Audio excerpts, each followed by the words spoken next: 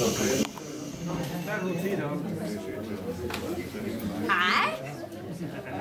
Velkommen til. Kæft, hvor er I mange. Sabrina. Ja, det er Sabrina her. Og jeg vil gerne byde jer alle sammen velkommen, og tak fordi I gad at komme og høre på søde Pernille, der står her ved siden af. Pernille, hun lige fortalte lidt om kontanthjælpsreform og ulighed og sådan noget. Og så bagefter så kører vi spørgsmål. Så kan I skyde løs alt det I vil. Og så er der en pause, når der er gået sådan cirka en time. Så kan I købe noget sodavand og drikke noget kaffe og trække noget frisk luft. Dem, der har brug for det. Så nu vil jeg give ordet til Pernille. Tak så meget.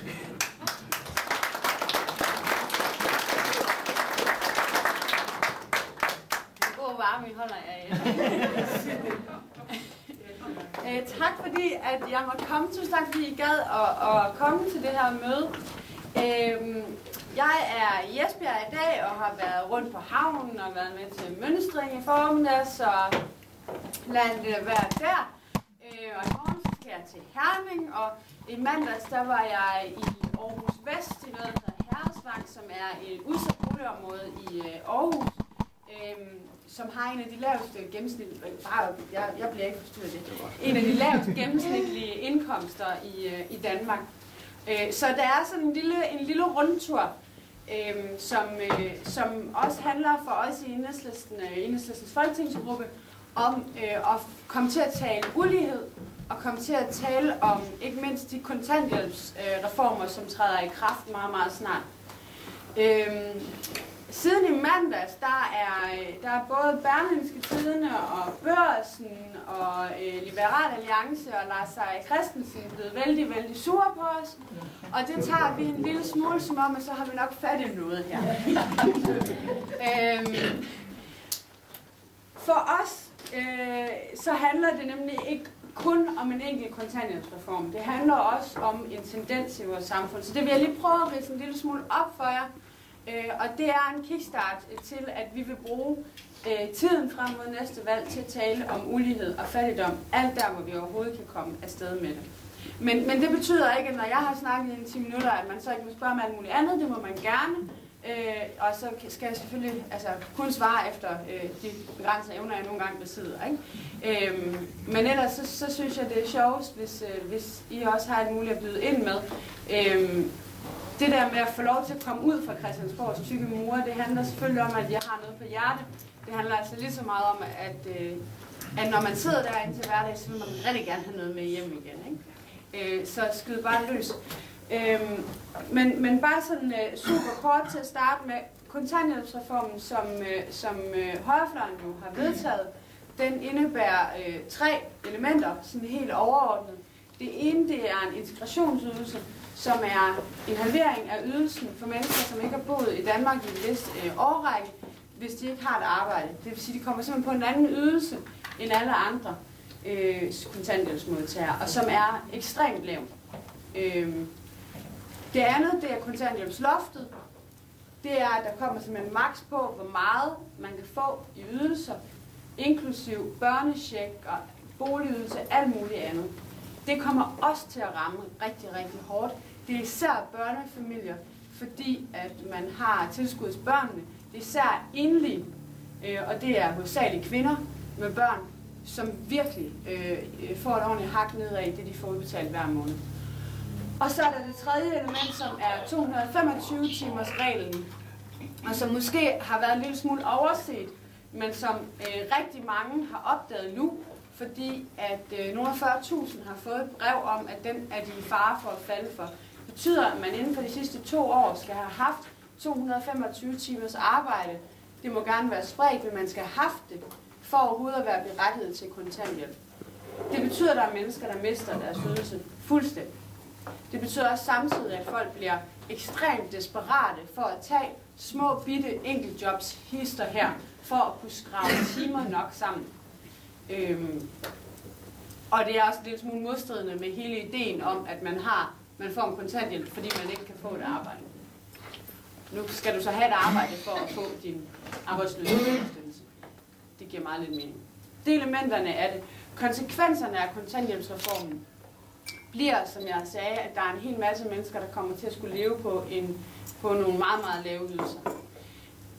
Rigtig mange af dem, og det vil sige næsten 2/3, er ikke arbejdsmarkedsparate. Det vil sige, at de faktisk ikke er i stand til at have et ordinært arbejde, selvom det lå lige for næsen af dem. Selv hvis vi antog det rigtigt, som mange på højrefløjen tid antager, at man bare kan tage et arbejde, sådan som om, at det ligger der, man bare ikke gider at samle det op, så er det altså knap 2/3, som faktisk ikke ville kunne det, enten på grund af handicap, funktionsnedsættelser, psykiske sygdomme, sociale problemer. Og det bliver altså ikke bedre sådan nogle ting af, at man ikke har særlig mange penge, skulle jeg så sige. Og så er det så slet ikke at snakke om de mennesker, som lige er kommet hertil, som er på integrationsydelse, som har sprogbarriere,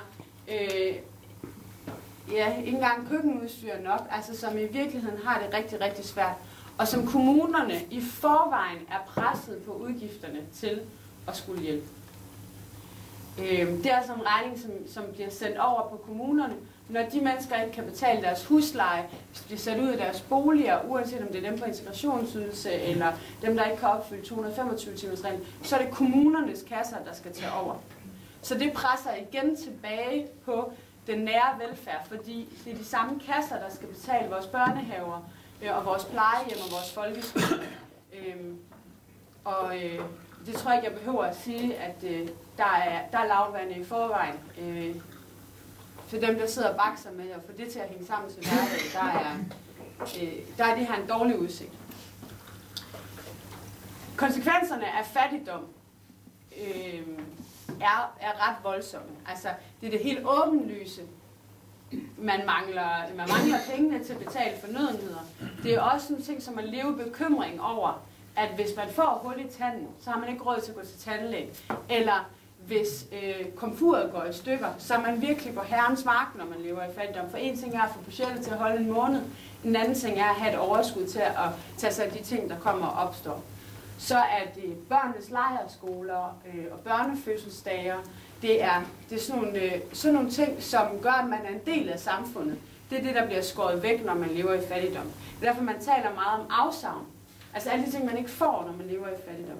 Og det rammer selvfølgelig de voksne, der lever i det, som bliver isoleret fra vores samfund. Det rammer altså også børnene. Og det er noget, som trækker sig lange tråde ind i børnenes voksenliv. Det ved vi, det gør. Og hvis der er nogen, der er uskyldige i alt det her, så er det der i hvert fald børn. Men når vi taler om kontanthjælpsreformen og den fattigdom, den skaber, så taler vi også om den ulighed, der er stigende i vores samfund.